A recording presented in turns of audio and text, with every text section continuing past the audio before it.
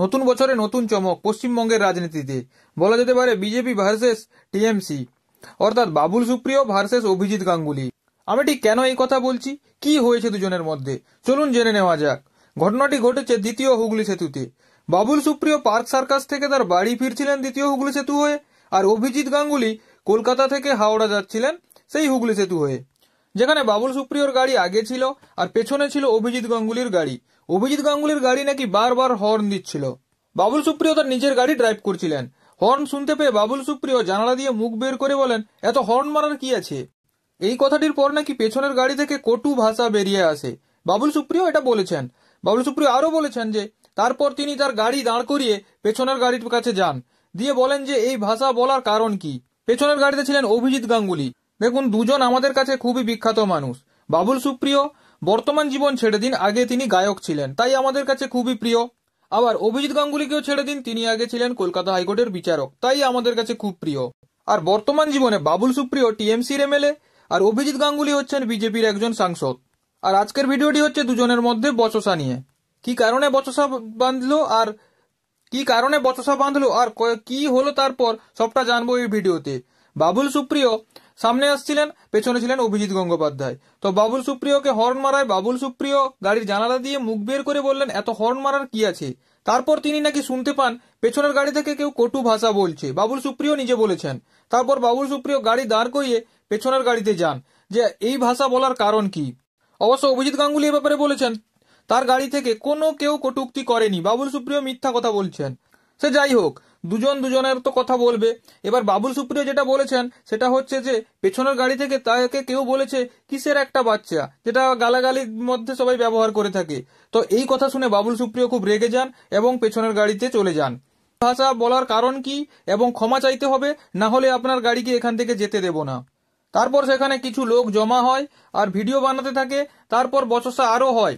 তো সে যাই হোক, শেষমেশ নাকি বাবুল সুপ্রিয় বলেন যে অভিজিৎ গাঙ্গুলি ক্ষমা চেয়েছেন, তাই তার গাড়িকে ছেড়েছি।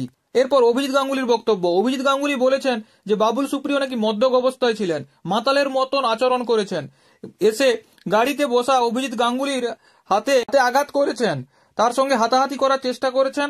তখন তার হাতে ধরে থাকা মোবাইল ফোনটি গাড়ির মধ্যে ছিটকে ভেঙে গেছে।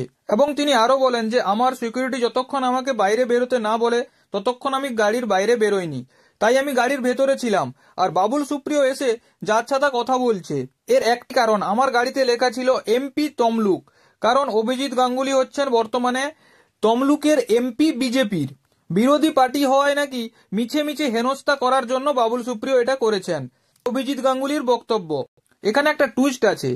তাদের মধ্যে বচসা শুরু হয়েছিল গাড়ি হর্ন মারা নিয়ে, কিন্তু এখানে একটা কথা উঠেছে যেটা হচ্ছে চাকরি খেকো। বাবুল সুপ্রিয় নাকি অভিজিৎ গাঙ্গুলিকে বলেছেন চাকরি খেকো। এর উত্তরও অবশ্যই অভিজিৎ গাঙ্গুলি দিয়েছেন যে হ্যাঁ, আমি তাহলে চাকরি যোগ্যরা পাইনি তাই লড়ছি, আপনারা তো চাকরি বিক্রি করেছেন।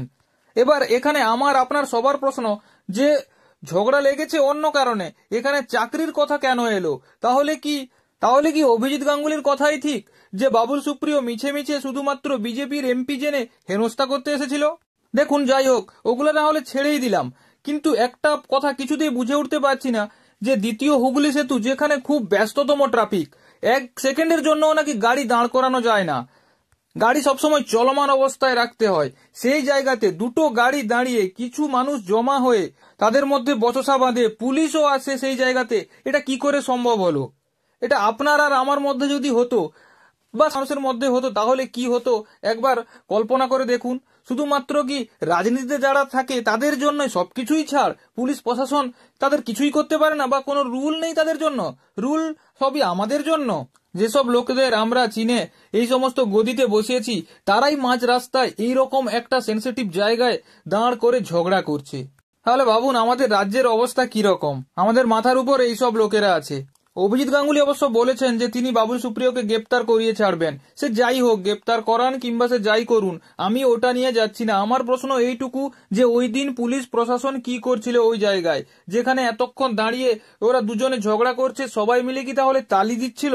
সাধারণ মানুষ, পুলিশ প্রশাসন সবাই কি ওই দিন দাঁড়িয়ে দাঁড়িয়ে দেখছিল? কারুরই খেয়াল ছিল না যে এখানে ট্রাফিক জ্যাম করা যায় না? তাহলে সেদিন ট্রাফিক জ্যামও ছিল ওখানে। তাহলে একবার ভাবুন, রাজনৈতিক নেতা হলে কি সবকিছুতে পার পাওয়া যায়, সবকিছুই ছাড়? বলুন, কি মনে হয় আপনাদের?